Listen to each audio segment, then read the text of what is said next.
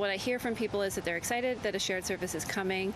They see this as a great complement to transit. You may have seen parking stations like this pop up around Vancouver. That's because starting September 12th, Vancouverites will be able to rent and ride Lime e-scooters in select neighborhoods. And these parking stations are the first of their kind in North America. This is unlike any other model we had anywhere else in the 280 cities in which we operate, and it's really a bespoke solution for the city. The scooters have to be returned to an installed specific docking station, so they can't just be left anywhere. They need to be securely parked. Hastings Sunrise and Grandview Woodland are the first neighborhoods to get 100 Lime scooters at 29 parking stations. Councillor Sarah Kirby-Young, who has been advocating for scooter sharing for years, says the program will expand in a phased approach. We're starting in East Vancouver, which is actually, I think, a really great thing, because we often hear that East Van is underserved, particularly in terms of community amenities, or sometimes is the last to get things in the city. And then the idea is to,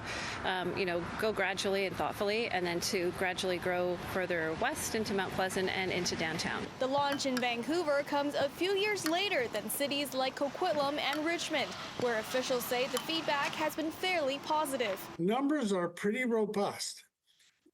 They tell us that there have been, in the 2 years, a little over 2 years, about 130,000 rides that have been taken on those Lime scooters.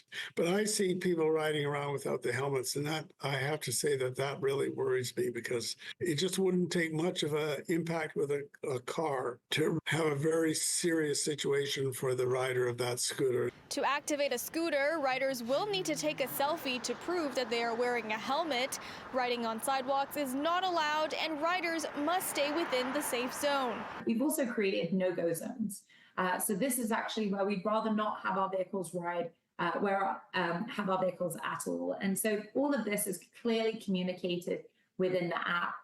If one of our riders go into any of these zones, they'll be automatically either slowed down or safely come to a stop, and they'll have to walk their vehicle out of those sections. If the launch is deemed successful, the city envisions 5,000 scooters at about 1,000 stations across Vancouver over time. In Vancouver, Cecilia Hua, City News.